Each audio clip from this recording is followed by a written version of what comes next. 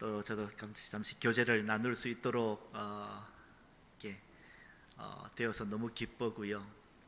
또 특히나 저는 또 외국인 사역을 한 96년부터 김해에서부터 시작해서 부산에서 하고 지금 경기도 군포에서 하고 있는데 또 교회가 일찍부터 또 네팔 교회, 스리랑카 교회 친구들과 함께 섬기고 또 세계의 많은 목회자들을 불러서 함께 훈련시키고 세계 교회를 세워 나가는 일에 헌신해온 귀한 교회에 함께 사역 말씀을 나누고 또 우리 이주자 선교 또는 다문화 선교라고 부르기도 하지만 그렇게 함께 나눌 수 있게 된 것을 너무너무 기쁘게 생각합니다.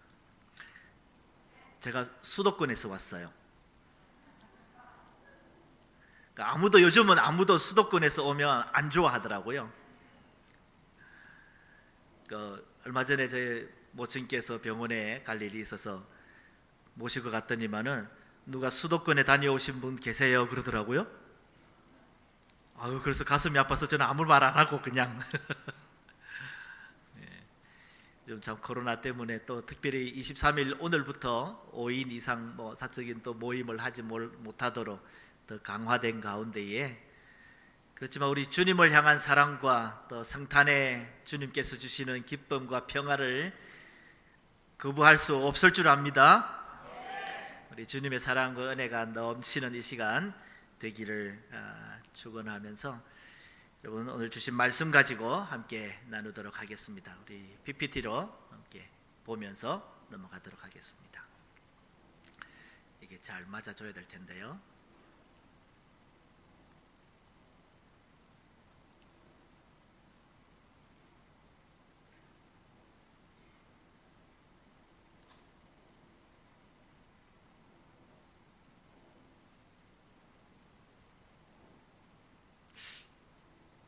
잘 안 돼요. 그냥 넘겨주시겠어요? 방송국에서? 네. 자, 우리 지금 한국에 외국인들이 한 250만 명 정도 삽니다. 작년 연말로. 이것이 1960년에는 전 세계를 보니까 한 75만 명밖에 안 됐어요. 그런데 이것이 2017년 연말에 보니까 한 1억 9천 넘어가더니만 지금 2억 5천 정도 됩니다. 그리고 몇 년 지나면 한 4억 정도 자기 나라를 완전히 떠나서 살아가는 사람들이 그 정도 많아지고 있는 것 같아요. 다음요. 이게 시리아 난민들인데 어마어마한 사람들이 자기 집을 떠나서 이제 시리아 난민이 되어서 떠나서 살아가는 그런 모습입니다. 다음요. 계속 이제 눌러주셔야 되는데 8초에 한 명이 태어나고 13초에 한 명이 죽고요 40초에 한 명이 자기 나라를 떠나서 살아간대요. 다음요. 한국도 얼마나 많은 사람들이 이동이 지금 많이 늘어나고 있냐 하면 1960년에 보니까 한국을 떠나던 사람이 3만 3천 명.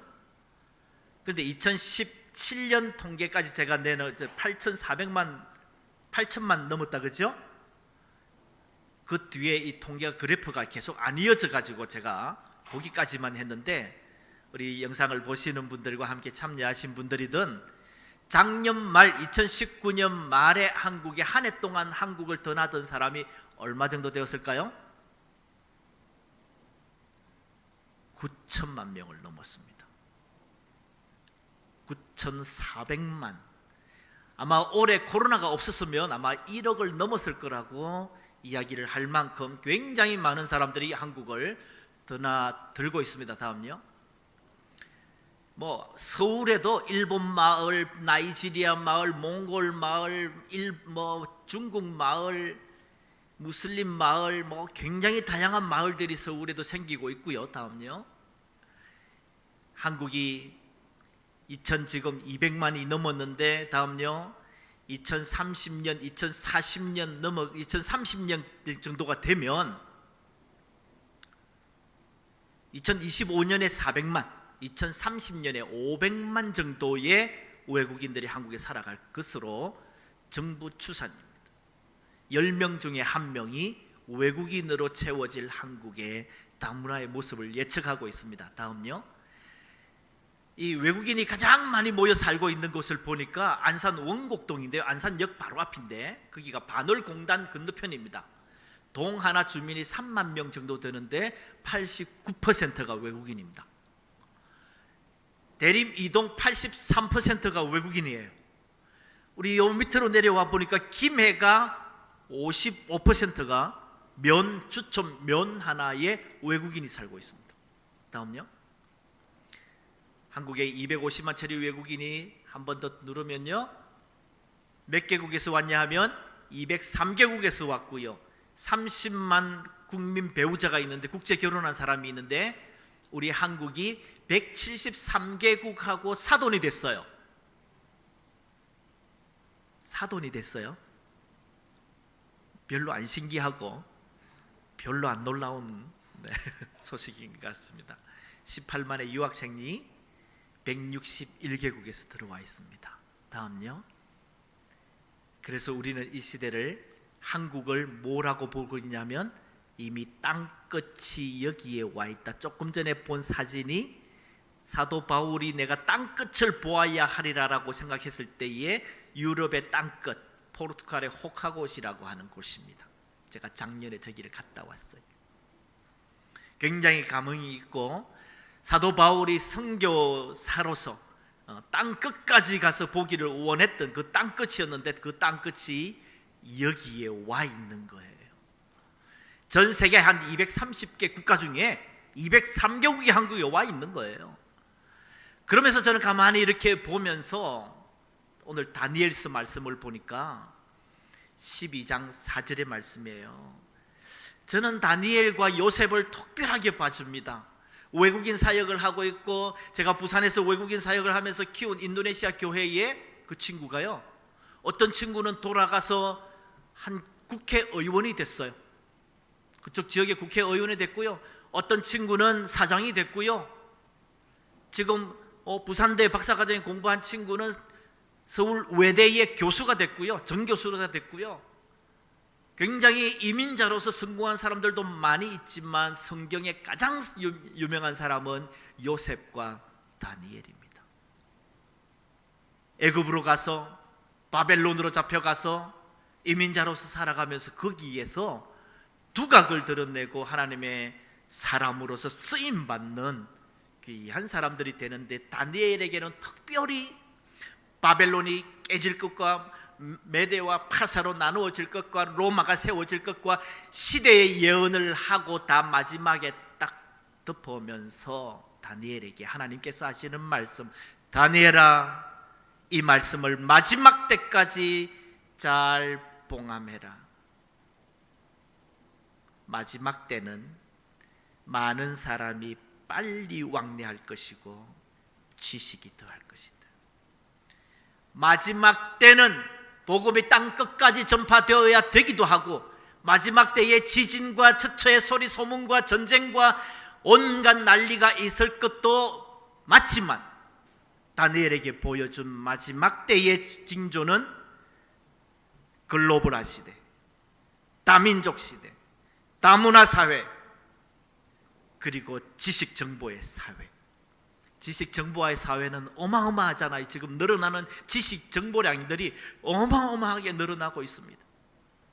또 하나, 사람이 빨리 움직이는 시대. 아까 우리 그래프에 봤듯이 우리 한국에 얼마나 많은 사람들이 지금 늘어나고 있습니까? 얼마나 많은 사람들이 하나님께서 이렇게 우리에게 보내주고 있습니까? 그래서 우리 목사님께 이 마음을 주셨더라고요. 우리 외국인들, 한국에 들어와 있는 외국인들을 우리 교회가 좀 섬겨봐야 되겠다라고 목사님께서 그런 마음을 가지시고 저를 부르셔서 또 좌천역 앞에도 보여주시고 그림도 함께 나누시고, 그래서 우리 성도들에게 좀 이 꿈을 나누어 달라고 함께 자리하게 되었습니다.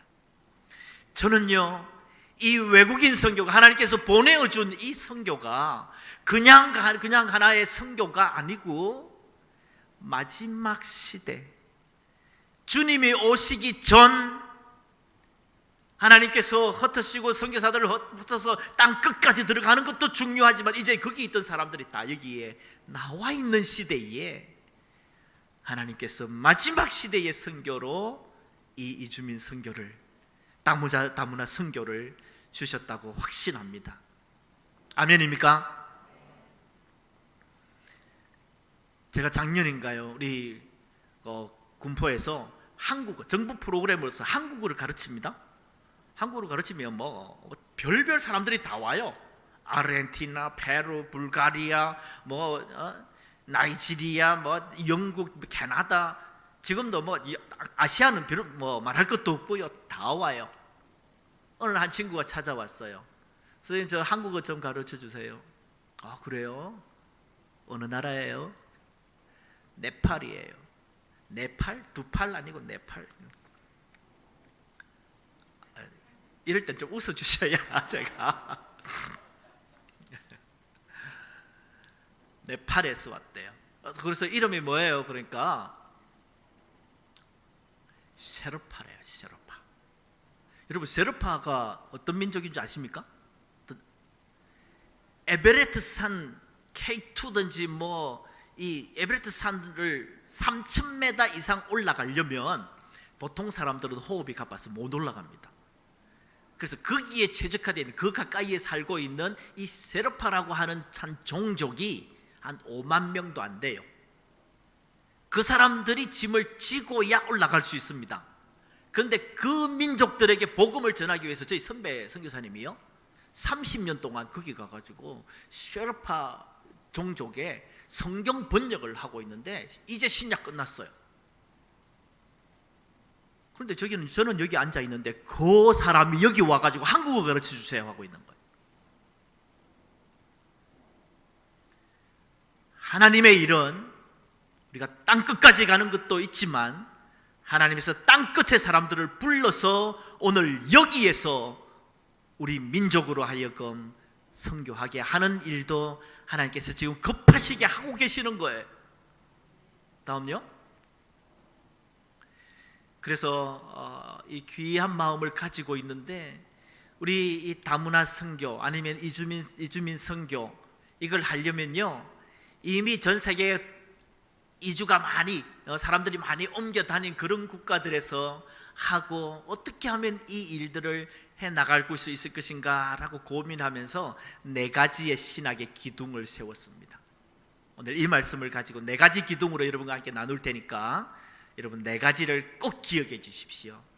우리가 이미 외국인들이 많이 들어온 교회이고 많이 섬겨본 교회이고 선교를 많이 해본 교회이고, 거기다 또 이제 이 한국에 들어온 사람들을, 외국인들까지 이제 섬겨보려고 하는 우리 수준 높은 교회이기 때문에 저는 신학으로 4개 기둥만 여러분에게 딱 기둥을 세우고 갈까 합니다. 자, 첫 번째 같이 따라합시다. 하나님의 주권. 두 번째, 그리스도의 성육신. 세 번째, 그리스도인의 정체성. 네 번째, 교회의 정체성. 자, 이 4가지를 가지고 시간이 되는 대로 함께 말씀을 나눠보도록 하겠습니다. 넘어가겠습니다. 하나님의 주권입니다. 다음요. 하나님께서 자기 마음대로 빚으시는 하나님의 절대 주권인데요. 다음요. 누르세요. 또요. 네. 하나님께서 성경을 보면 사람이 국경을 넘어가고 나라를 옮기게 하고, 이스라엘 백성들이 아브라함을 하란에서 불러내시고 거기에서 애굽으로 내려가고 다시 올라오고 바벨론으로 갔다가 이 모든 움직이는 것들을 보면 사람이 움직이는 데는요, 하나님의 절대적인 주권이 있습니다. 제가 한국에서 수많은 외국인들을 만나 보았지만 한 사람 한 사람 그들은요, 하나님께서 지금 이 마지막 때에 구원받 주시기로 작정하시고 흩으시고 보내어 주신 하나님의 사람들입니다. 그 사람들이 국경을 넘는 거요 절대 쉽지 않습니다. 제가 인도네시아 친구들을 만나고 제가 인도네시아 들어가서도 인도네시아 교회를 하고 있거든요. 가면요 한 해에 시험 쳐서 한국에 노동자로 들어오려고 시험 치는 사람이 30만 명이에요. 그 중에 합격하는 거 50% 치르더라도 15만 명, 한국에 들어올 수 있는 사람은 1년에 15,000명 정도입니다. 그 한 사람 한 사람이 그렇게 중요합니다. 여러분들이 그냥 지나가다가 스치는 지나가는 외국인들, 공장에서 만나고 캠퍼스에서 만나보고 그 사람들 제발 그냥 보시지 마시고, 제발 불쌍하다 보지 마시고, 시집 와서 결혼해서 우리 주변에 살고 있는 그 사람들 제발 그 눈으로 보지 마시고, 저는 우리 교회가 딱 이거 하나만 하면 선교할 수 있겠는데 싶은 그 하나가 이 하나님의 눈으로 그 사람들을 보아주십사라고 하는 것입니다. 우리 인간의 눈으로 그들을 판단해 가지고 아이고 돈 벌러 온 사람들, 아이고 시집 온다고 아이고 불쌍해라, 그건 전혀 아니에요. 그거는 우리의 아무런 도움이 되지 않고 선교에 아무런 도움이 되지 않고 하나님 마음에 아무런 도움이 되지 않는 그런 것입니다. 하나님께서 고르고 뽑아서 보내준 사람입니다. 하나님 있는 눈으로 바라보면 너무너무 귀한 사람들입니다. 다음요, 이 전도사님이요, 나중에 제가 영상을 보여드리려고 하다가 그까지 하면 시간이 많이 들 것 같아서, 이 전도사님이 중국 해남도에서 오신 전도사님입니다. 김해에서 중국 교회를 세워서 사역을 하고 있는데, 그분의 간증을 듣고 이렇게 하면서 영상을 만들었는데 이렇게 고백을 해요. 자기가 초등학교 4학년 때 학교에 공부하고 있는데 선생님이 갑자기 뭐 이야기하면서 쓱 지나가는데 성경책, 십자가 뭐 이런 얘기를 하더래요. 근데 그게 팍 와서 꽂혔어요. 성경책? 다른 친구들은 하나도 그거 신기하거나 관심 가지지 않는데 자기만큼은 성경책이라는 단어가 가슴에 와서 꽂혔습니다. 그래서 중국 해남도가요, 제가 거제도 출신이거든요. 거제도 고향이 거제도인데 인구가 한 20만 돼요. 해남도가 딱 20만 정도 된다 하더라고요. 그리고 워낙에 이 귀신을 섬기는 것들이 많고 불교가 강해가지고 그거 다니면서 다 돌아봤는데 성경책, 기독교 교회는 하나도 없고 성경책 구할 수도 없고 아무것도 없는 거예요. 넘어갔대요. 고등학교를 졸업하고 이제 어떻게 해야 되나 고민을 하고 있는데, 대학을 가나 마나 어쩌고 있는데 하늘에서 음성인지 가슴에서 소리인지 너 한국 가라. 무슨 소리예요? 하는, 제가 한국을 어떻게 알고, 그 촌에서 섬에서 한국 갔다 온 사람도 없고 정보도 없고 아무것도 없는데 한국 가라. 그래서 한국 가려고 정보를 찾고 찾아봐도 뭐 별 갈 길이 없어요. 집에는 가난하고 돈도 없지 뭐 아무것도 없어요. 그래서 언제까지나 나 기다리다가 이제는 안 되겠다 하고는 포기하려고 딱 하는 순간 하늘에서 다시 소리가 들립니다. 너 한국 안 가면 평생 너 괴로울 거야. 그래가지고 어쨌든 깜짝 놀라가지고 어쨌든 한국 가야 되겠다 싶어가지고 막 알아보고 아버지 한국 갈 비행기 티켓만 사주세요. 그 나머지는 제가 다 알아서 할게요. 그러고 무작정 한국에 왔어요. 그 동명대가 또 전에 동명전문대죠. 거기가 불교재단이잖아요. 어떻게 여기 학교를 연결해서 갔는데 거기로 갔대요. 딱 가니까 뭐 불상도 있고 자기 동네하고 너무 비슷해가지고 마음이 포근하고 너무 좋더래요. 근데 하루 캠퍼스를 다니는데 학교 안에 와서 전도하시는 분들이 있더래요. 전도지를 탁 주는데 무슨 말인지도 모르겠고, 그래서 그냥 거기에 있는 사탕 한 개 떼서 먹고 버리고, 껌 하나 주면 껌 해서 먹고 버리고 먹고 버리고 7번째 딱 되는데 다시 하나님께서 소리가, 너 교회 안 가고 뭐하니? 그래서 화들짝 놀라서 거기를 보니까 교회 중국의 예배 초청장인 거예요.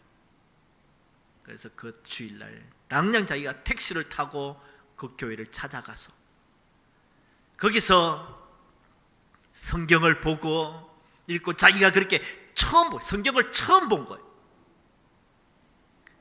그리고는 거기서 하나님을 알아가고 믿어가고, 그런 중에 유학생 집회에서 하나님 그를 목회자로 부르셔서, 하나님 한국에 와서 중국 목회자들 거기서 사역하고 있는데 보니까 뭐 생활도 엉망이고 너무 힘들고 저는 안 갈랍니다. 하나님께서 내가 책임져 줄게. 그래서 두 손 들고 다 와서, 그래서 신학 공부 다 마치고 지금 김해에서 자기가 힘들지만 교회 세워서 하루 종일 아침에 새벽이면 3시간 4시간씩 물고 기도하고, 그다음에 나가서 자기가 또 일해가지고 벌어가지고 자기도 중국인들 전도하고 섬기고 그러고 있습니다. 하나님께서 특별히 이 민족에 보내주는 저 중국 사람들, 우리가 감당 못하니까 하나님께서 중국 사람이라도 보내가지고 그들을 담당하게 하시는 것을 볼 수 있습니다. 다음요, 인도네시아 친구인데요, 제가 인도네시아 교회를 좀 시작하고 얼마 안 있는데 제가 인도네시아 설교를 앞에서 제가 인도네시아어로 합니다. 하나님께서 이 외국인 사역을 하니까 선교할 때에 주시는 은혜들이 참 많았습니다. 제가 외국인 사역 공장 안에서 막 외국인들 이 나라 저 나라 다 하다 보니까 이것도 안 되고 저것도 안 돼요. 내가 외국인을 해야 되는 거구나. 그래서 그때 제일 잘 모이고 예배 드리는 인도네시아를 탁 잡고 타겟으로 하고 한국까지 집중하기로 했어요. 그래서 제가 인도네시아를 배워야 되겠다 싶어서 그냥 무작정 인도네시아로 갔어요. 그리고는 거기에 이제 미리 아시는데 교수님 통해 가지고 연결해 가지고 어학원에서 공부를 하는데 2주 만에 문법 다 됐고요. 일주일 동안 기도하는 법, 설교하는 법 배웠고요. 3주 만에 인도네시아를 완벽하게 다 떼고 4주 한 주간 동안은 우리 교인들 집 돌아보고 딱 돌아와가지고 바로 인도네시아로 강의하고 설교했습니다. 인도네시아 친구들이 다 뒤집어졌어요. 특히 저를 가기 전에 제가 우리 스텝 중에 통역하던 친구가 부산 외대에서 인도네시아 거를 전공을 하고 인도네시아 들어가가지고 유학을 해가지고 인도네시아 국어 교사 자격증을 가지고 있던 간사가 한 달 만에 갔다 와서 목사가 설교하는 거 보고는 너무너무 자기가 슬퍼서, 목사님 이거 뭐예요? 자기는 몇 년 공부해가지고 이제 이러고 있는데 목사님 한 달 만에 갔다 와서 설교해버리면 나는 뭐 되는 거예요? 하나님께서 성령 강림 때 주셨던 그 방언의 은사든지 언어의 장벽을 넘어가게 하는 그 은사든지, 그것이 하나님께서 선교하실 때 필요하니까 말을 열어서라도 직접 선교하게끔 열어버리시는 하나님의 그런 기적적인 부분들도 경험해봤고, 그래서 인도네시아로 설교하고 있는데 저 친구가요, 친구 따라와가지고 예배 우리 센터에 외국인들 도와주고 뭐 병원 치료도 하고 한글도 가르치고 이렇게 하니까 센터에 왔다가 인도네시아 예배가 그 뒤에 있으니까 친구 기다렸다가 같이 가려고 뒤에 가만히 앉았다가 예수 믿어버렸어요. 자기 아버지가 목사, 이슬람 같으면 우리 교회 같으면은 아주 큰 지역의 한 목사예요. 이맘이에요. 그 아들입니다. 중학교 때부터 종교학교 다니는 애예요. 그런데 저 뒤에 앉았다가 제가 설교하는 모습 보고 예수 믿어버렸습니다. 왜요? 나중에 제가 너 왜 예수 믿었니? 제 꿈속에 푸른 초장에 흰 옷을 입고 꿈에 나타나시는 분이 계셨어요. 저분이 누구실까 제 인생에 답을 못 찾고 있었는데 목사님 설교하는 거 이렇게 가만히 보니까 목사님 설교하시는 분이 바로 그분이더라고요. 이슬람을 믿는 사람을 무슬림이라 그러는데 무슬림의 70%와 80% 정도가요 꿈과 환상으로 돌아온다고 합니다. 제가 한 것 있나요? 아니에요. 하나님께서 다 해두신 거예요. 그러나 하나님께서 보내신 거예요. 한국에 보내서 저들 만나게 하고 그걸 뒤집어서 지금 이 친구가 돌아가서 이제 집에서는 당연히 쫓겨나죠. 그리고는 제가 선배가 하는 신학교에 넣어서 지금 목사 안수 받아서 목회를 하고 있습니다.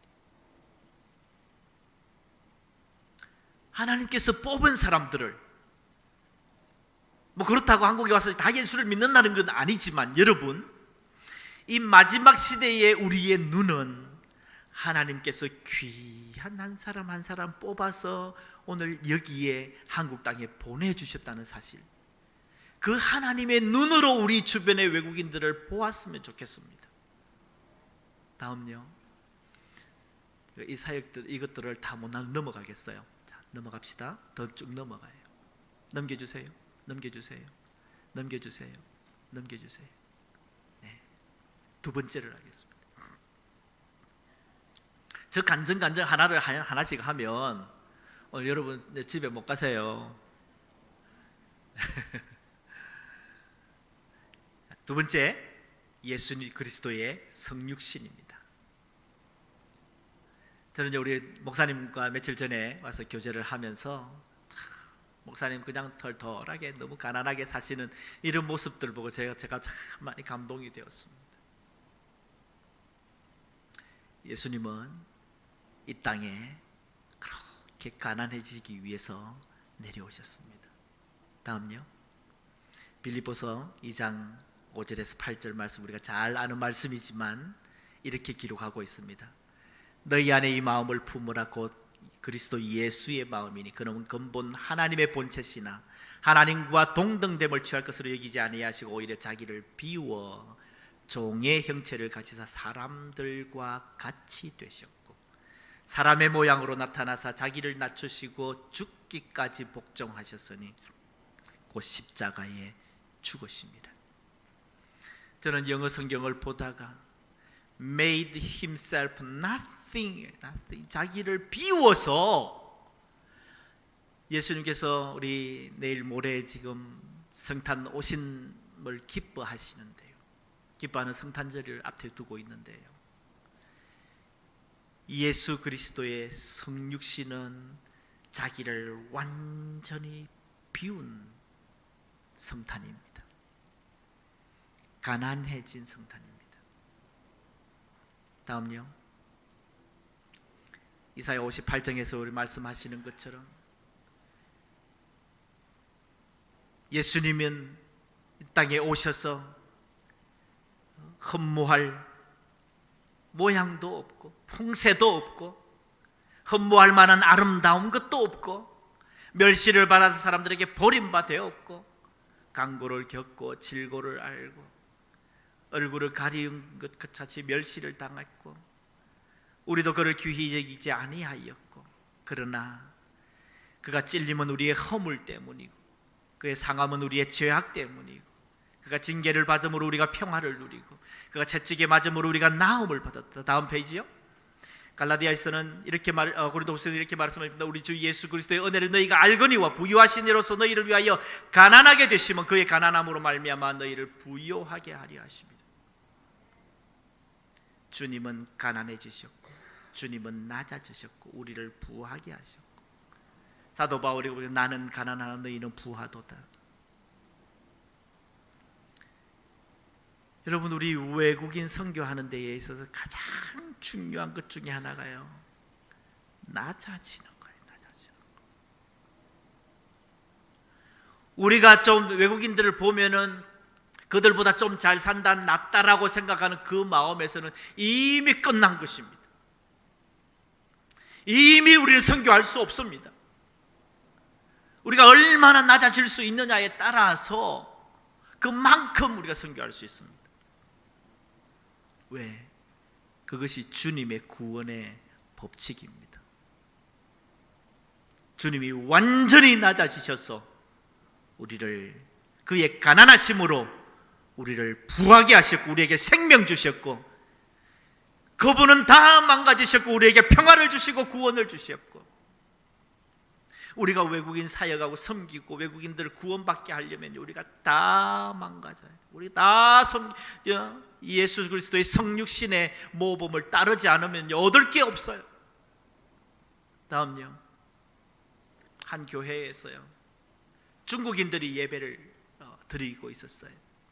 중국인 예배가 있어가지고 어떨 때는 중국인 한국 분들이 먼저 예배 드리고 식사하고 나가고 나면 중국 사람들이 이제 중국 노동자들이 와서 식사를 하고, 그런데 그 주에 뭔가 이제 행사가 있었던가 봐요. 중국인들 먼저 밥 먹으라고 딱 먹었는데 한 분이, 여자 집사님이 한 분이 탁 들으면서 앞에 중국 근로자들이 식판 들고 같은 식판을 쓰고 들고 가고 하는 걸 보고 한 번 더 눌러주세요. 한 번 더. 식판을 팍 던지면서 우리 보고 전 사람들하고 같이 먹으라면 같은 식판을 쓰란 말이고, 저 중국 사람들이 들은 거 먹은 거 우리 보고 먹으란 말이야 하고 엎어버렸어. 그 모습을 본 중국 친구들이 다 떠나가고,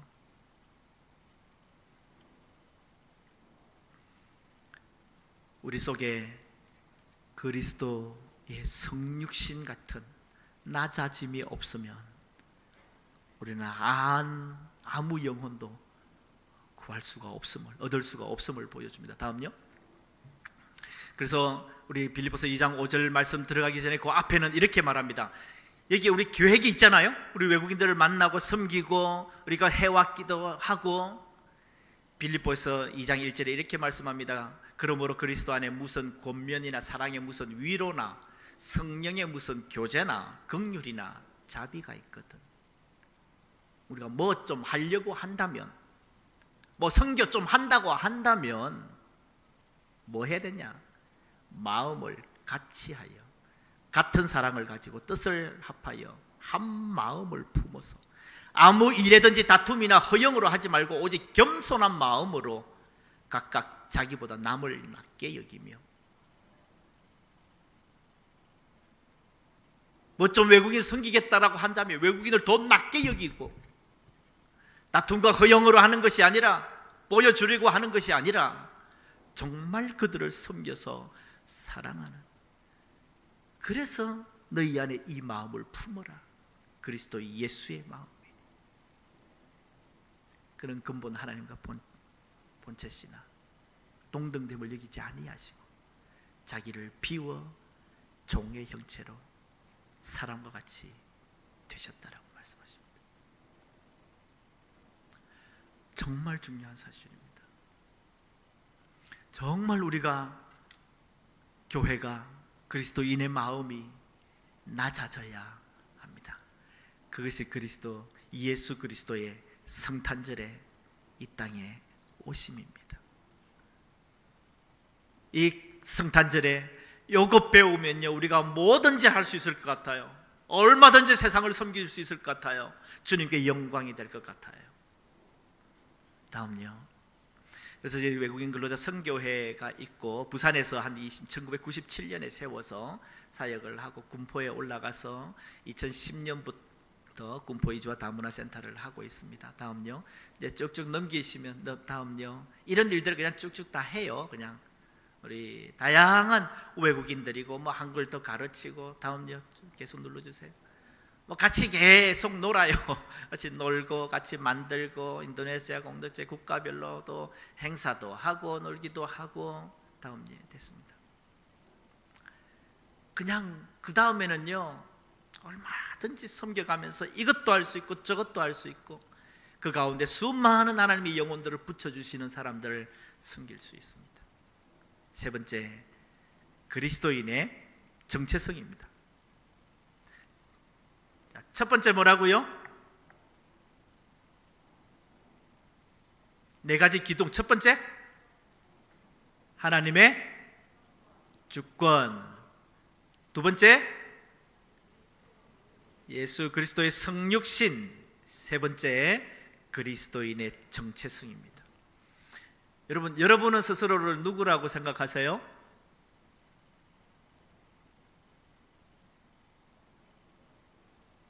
하나님의 아들.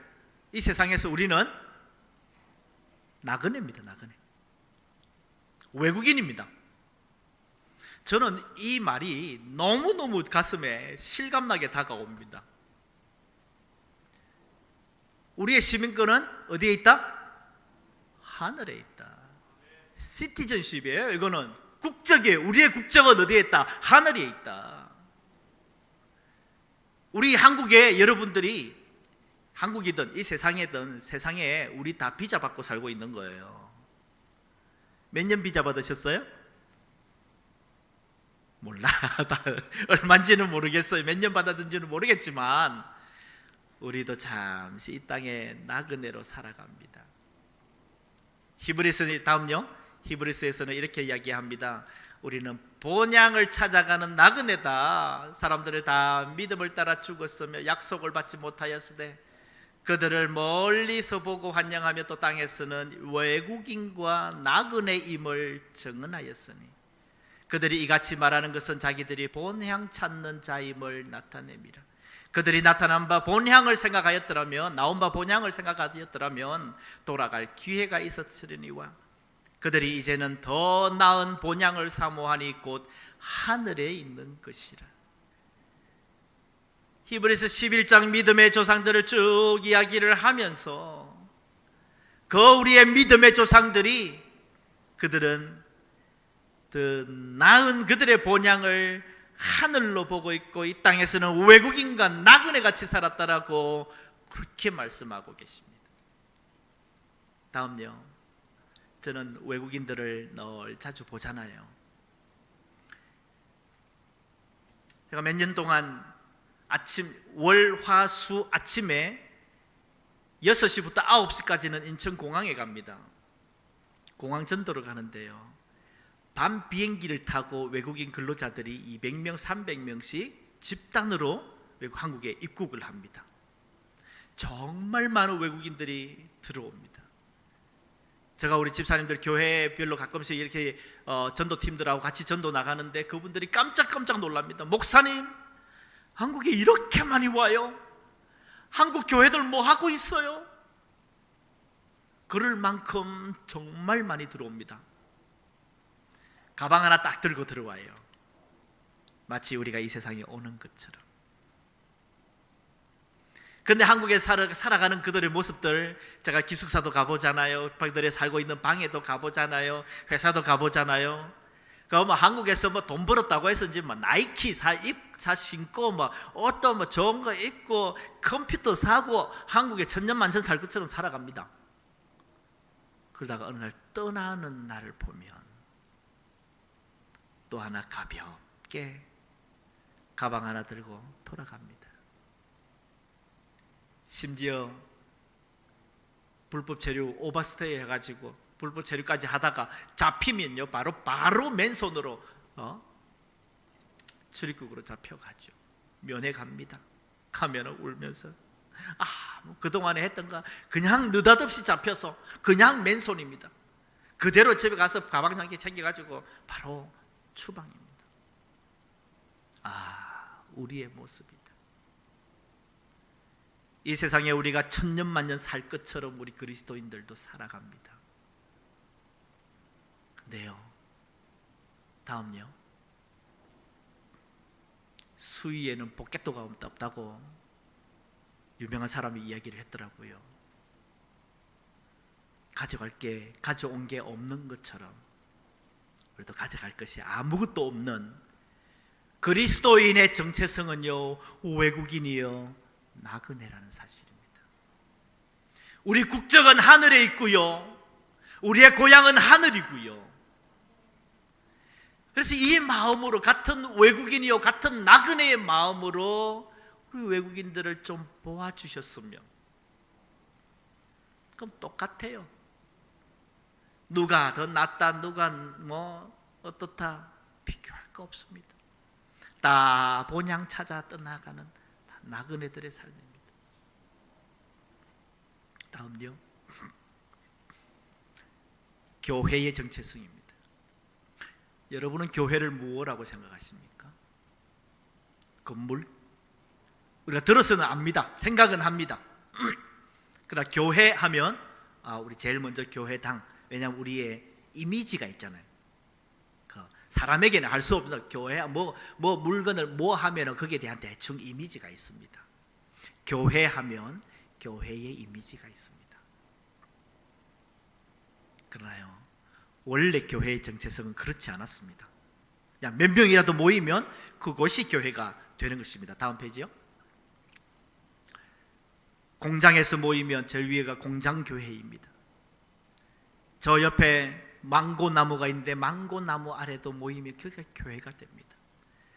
아주 럭셔리한 유람선이 보이죠? 저기에는 누가 많이 타느냐, 이를 누가 많이 하냐, 수많은 필리핀어들이 저기에서 청소하고 일하고 하는 사람들이 필리핀 노동자들입니다. 그들이 거기에서 일하고 하면서도 배 위에서 모여서 이 예배를 드립니다. 중국의 가정교회 같은 경우 가정에서 모여도 예배입니다. 교회입니다. 그리스도인들이 모이는 그곳이 교회입니다. 우리가 만듯한 이런 교회가 아니어도 우리가 나그네들과의 삶에 있어서는 교회는 어디든지 모이는 그들이 모이는 곳이 교회가 되어야 합니다. 다음요. 제가 우리 몽골 선교사님과 선교사님과 이야기를 하다가 선배님, 한국에서 몽골 친구들이 예수 믿는 친구들이 많이 있는데 몽골 가면 좀 그 친구들 좀 잘 케어해 주시고 같이 함께 예배도 드리고 하세요. 그러니까 나 안 해. 왜요? 그럼들 하나도 도움이 안 돼. 왜 그러십니까? 한국에 가가지고 교회라고 생각하면 교회가 너무 아예 교회라는 그림이 없다가 한국에 가서 교회를 가봤는데 너무 좋아요. 성도님들도 또 너무 잘해줘요. 헌금할 필요도 없어, 헌신할 필요도 없어. 그냥 교회만 가면 다 해줘요. 건물은 너무 좋아요. 그게 교회다라고 그림을 그렸어요. 그리고 이제 본국에 돌아갔어요. 세례도 받고 예수 믿는다 생각하고 돌아갔어요. 돌아가니까 본국의 교회를 가니까 게르가 많고요. 교회 가니까 나이 든 사람들만 많고요. 내가 여기 이 교회 맞나? 내가 한국에 있을 때 교회 다녔던 그 교회가 아닌데.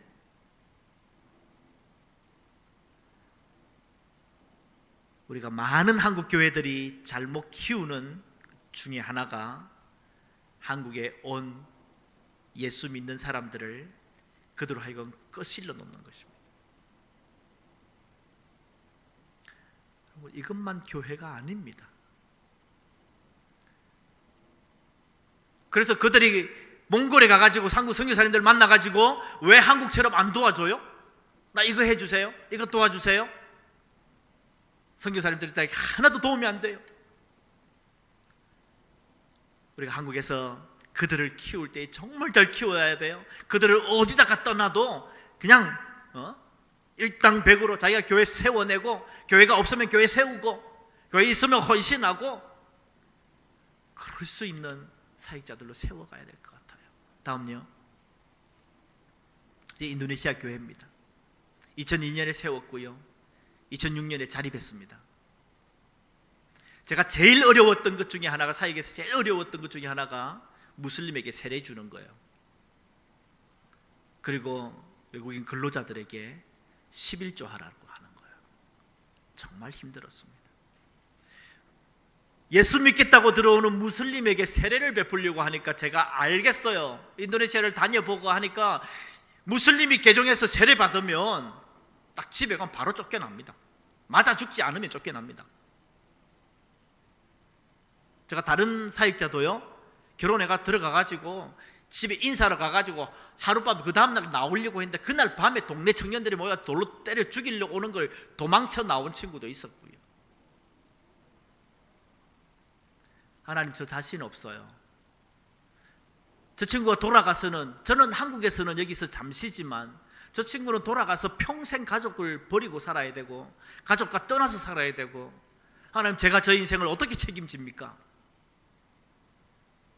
기도하는데 하나님께서 제게 이렇게 설득하십니다. 네가 책임지나 내가 책임지지.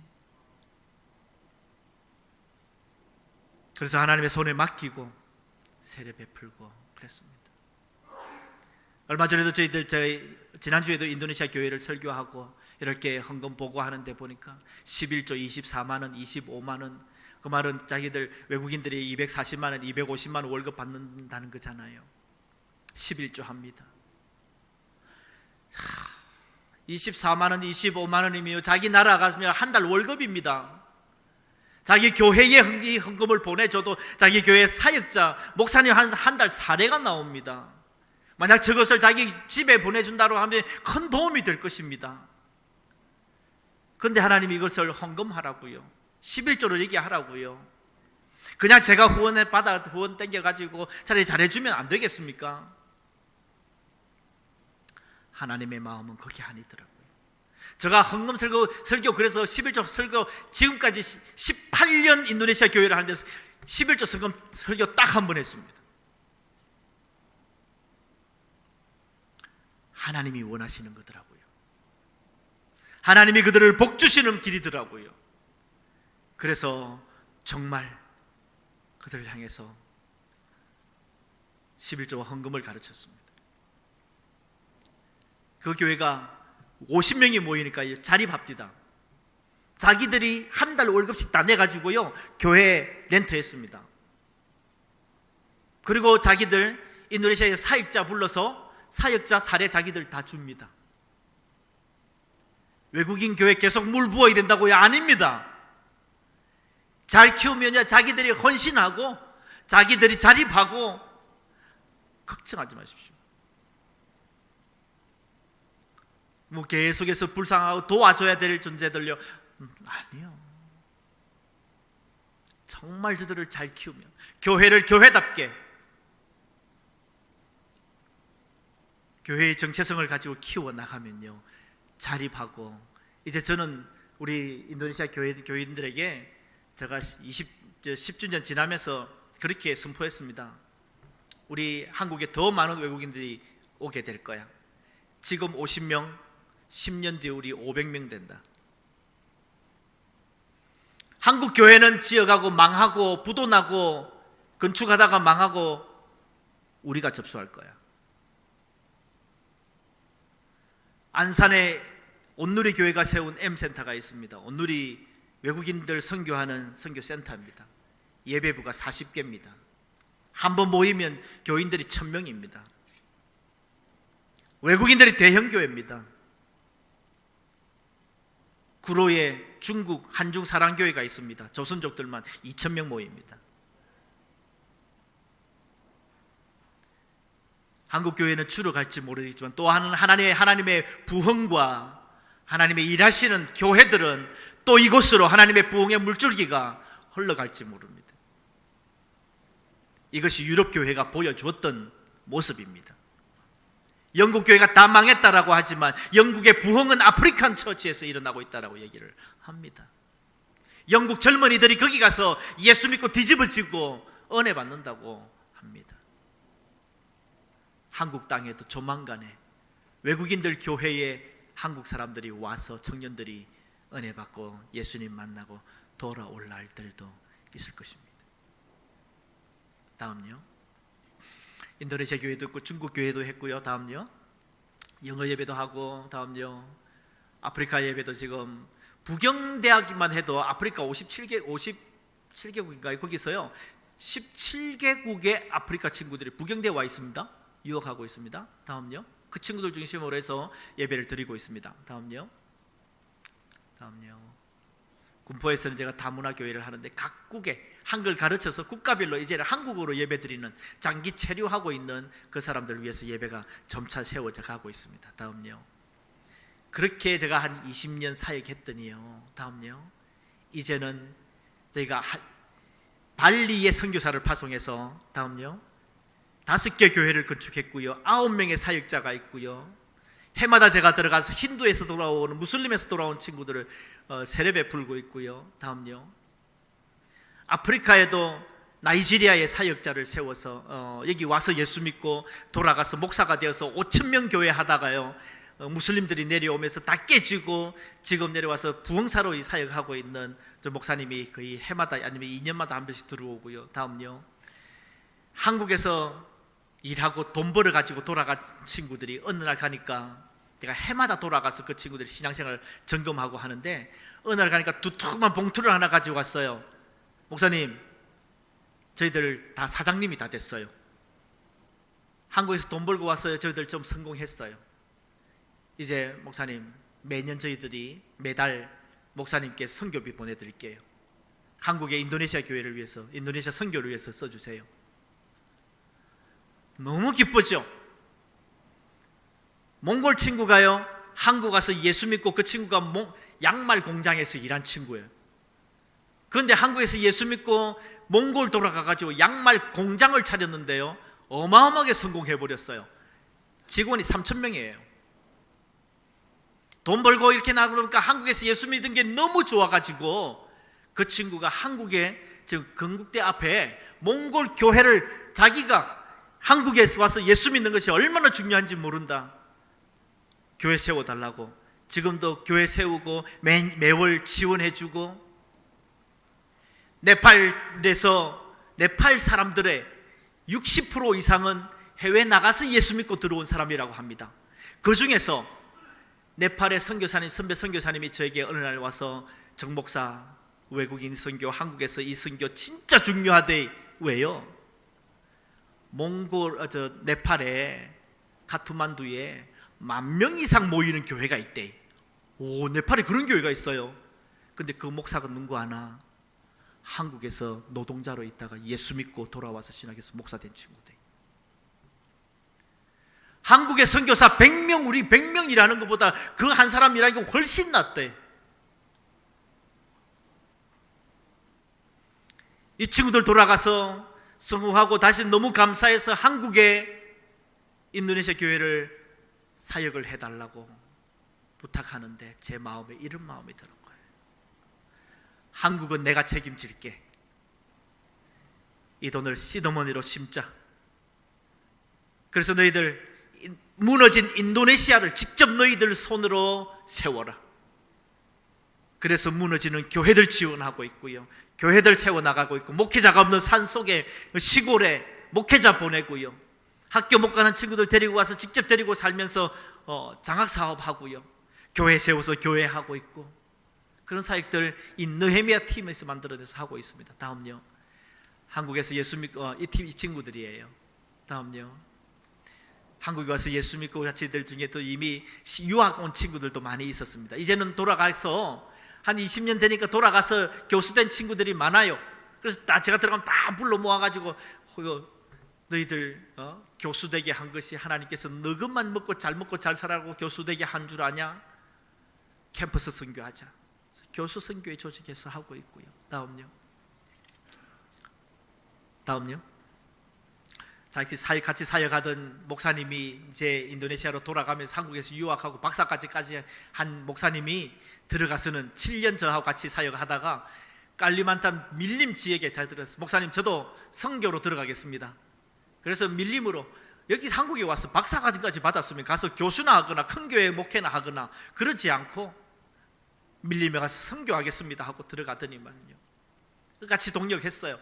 그렇다면요, 그래도 저렇게 멋진 교회도 하나님께서 주셨고요. 다음요. 하나님께서는 이 선교가 어떤 면에서는 큰 플랫폼을 선교를 하게 하세요. 다음요. 저희들 이제 해외 선교만 하는 것이 아니고 국내에 단기 선교합니다. 저희들 지금 작년에도 했고 올해도 내년에도 지금 한 교회가 청년팀, 초등부팀, 중고등부팀, 청장년팀 해가지고 국내에 있는 외국인들이 많은 지역들을 다니면서 단기 선교하도록 그렇게도 하고 있습니다. 선교의 생각들이 많이 바뀌고 있습니다. 다음요.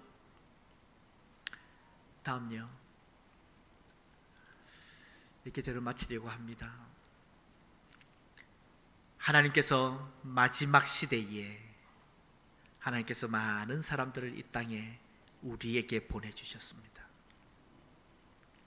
이 사역 감당해내려고 하면요, 이미 왔어요. 하나님께서 마지막 시대라고 말씀하셨고, 마지막 시대는 많은 사람이 이동하라고 하리라고 말씀하셨고, 그 사람들이 벌써 여기에 왔습니다. 우리는 선교를 해야 돼요. 마지막 때가 다 돼가고 하나님께서 마지막 때에 하라고 맡겨진 선교예요. 이거 어떻게 우리가 감당해내야 돼요? 네 가지 기둥은, 신학적인 네 가지 기둥은 적어도 우리 해운대 매일 교회가 이 네 가지 기둥은 턴턴히 바치고 있어야 될 것 같아요.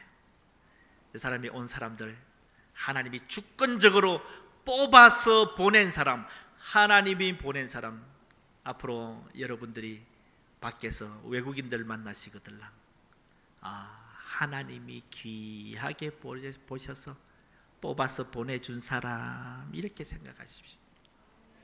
두 번째, 그들을 만나면 어떻게, 하나님은 어떻게 저들을 섬길 수 있죠? 낮아져라. 구미에 가니까 한 교회에서 스리랑카 교회를 해요.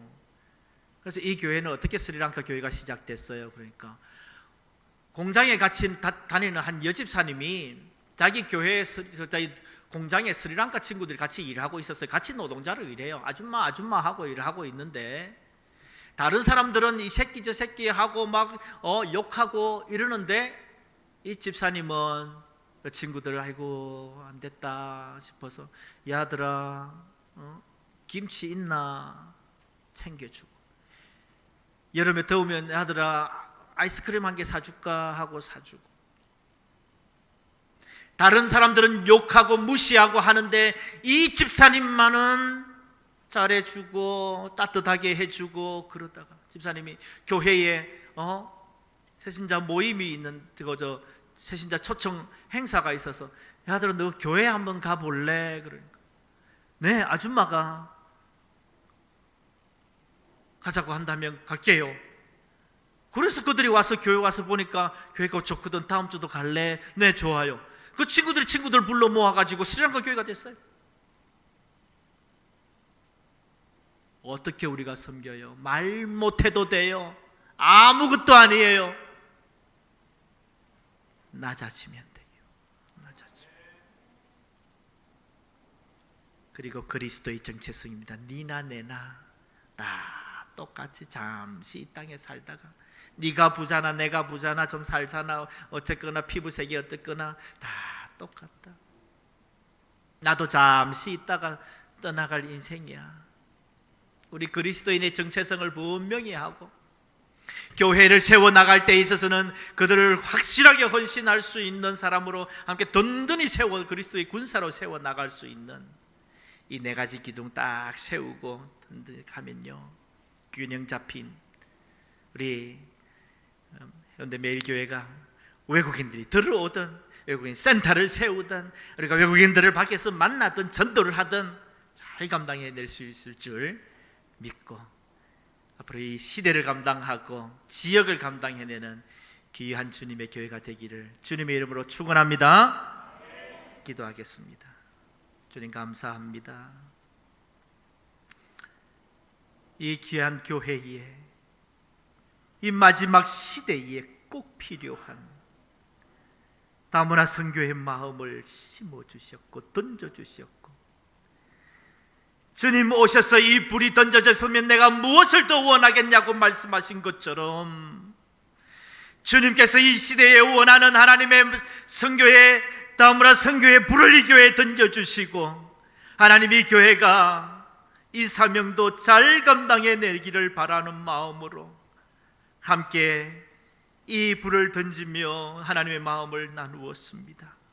이미 하나님께서 많은 사역 감당해 오셨고, 이미 많은 일들을, 시대적인 일들을 감당해 온 귀한 교회에 하나님께서 귀한 것으로 또한 맡기실 때에 잘 감당해내는 교회가 되게 하시고 교우들 되게 하셔서 하나님께 칭찬받고 복받는 귀한 교회가 되게 해 주옵소서. 하나님이 원하시는 것 감당할 때에 하나님 그 외에 필요한 모든 것을 가정과 교회에 공급하는 복된 교회가 되게 해 주시옵소서. 아버지 하나님, 영혼이 잘되고 이 땅에 살아가는 동안에도 하나님께서 건강 지켜주시고 하나님 일 감당할 때에 이런 놀라운 기적과 저런 기적으로 이 교회에 부어 주옵소서. 주님께서 귀하게 일하실 줄 기대하고 감사드리며 예수님 이름으로 기도하옵나이다. 아멘.